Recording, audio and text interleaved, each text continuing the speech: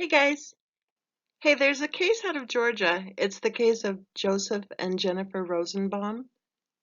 They murdered little Layla Marie Daniel, who was just 2 years old at the time when she and her 4-year-old sister Millie were placed in the Rosenbaum home. They became foster parents really fast because Jennifer Rosenbaum said that she wanted to run for office, and my hunch is she wanted to have a couple of cute kids for the campaign trail. You know, the photo ops. So she was interning at the DA's office, right? And one day she evidently saw the little girl's mother's name on the docket, and she recognized the name from back when Jennifer Rosenbaum was in foster care when she was a kid. She actually aged out of the system, in fact. Well, she recognized little Layla and Millie's mother's name, and she approached her and she asked about the girls. Well, from that point, she tried to get her hands on the girls as fast as she could. She told some people she was adopting them. She told others that their mother had reached out to her and asked her to please take care of them. In fact, it was her idea. She didn't fill out all the proper paperwork that's required when you apply to become a foster parent, but that didn't stop her from complaining to her supervisor at the DA's office where she was interning that the process was taking too long. Really? Because usually you have to fill out the paperwork first before the process even begins. Well, her supervisor believed her, and she wrote an email and evidently pressured the agency to hurry it up. And the agency hurried it up without properly vetting Jennifer Rosenbaum. On July 24, I think it was, July 24th of 2015, poor little Millie and Layla were placed in the Rosenbaum home. And on November 17th, poor little Layla was dead. Those little girls were beaten and bruised and battered and broken by Jennifer Rosenbaum. And by her husband, Joseph, I might add, who stood by and did nothing. He did nothing at all to protect those poor little babies from his monster wife. This is what I want to share with you today about this case. At the sentencing hearing, no kidding, these are the words that their friends and family members had to say. Jennifer's sister said, "I was with those girls most of the summer that year, and there was nothing wrong with them. They weren't hurt. My son grew up with them. My sister and brother-in-law loved them as if they were their own." She also said, "I know the state got it wrong this time." And then she complained about Layla and Millie's relatives. She said, "For them to sit up here and say the things that they've been saying about my family and Jennifer and Joseph is beyond me." Well, you know what? I think it is beyond her. Joseph's mother said, quote, "They were good parents, both of them.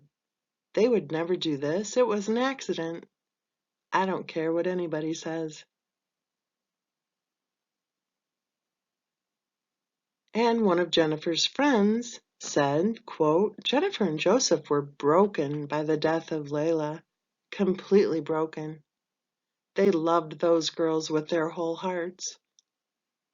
The ripple effect of this accident is so far-reaching as evidenced by all of the people here today.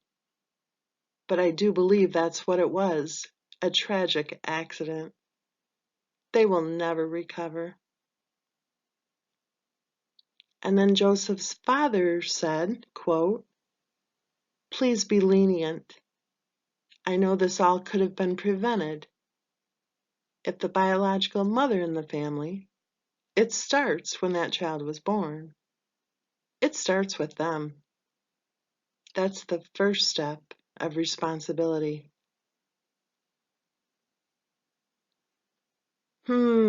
Interesting, huh? In case you aren't familiar with this case, you should know that little Layla had 90 injuries to her little body. 90. 90. Couple of broken bones. Internal injuries that actually are what killed her. Jennifer Rosenbaum kicked her, hit her, punched her. She even kneed her in the stomach. And if you've seen a photo of Jennifer Rosenbaum, you know she wasn't a slight little thing. She was a little bit hefty. And there she was, shoving her knee right into the little girls' stomachs. To punish them, evidently, one of the punishments that she did was she would take a belt and whip them on their bare skin. She'd whip them with a belt if they fell asleep in the car. Another thing that Jennifer Rosenbaum did is when little Millie vomited after eating some potatoes that Jennifer probably heated up, because it's interesting, they talked about how, she cared so much about feeding the girls healthy foods, but the night that she killed Layla, you know what the girls had for dinner?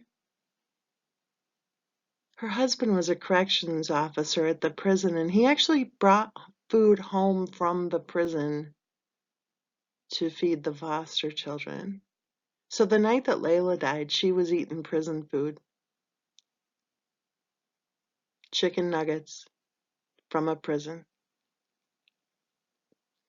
So little Millie vomited when she was eating potatoes at one point, not on the day that Layla died. This was before that.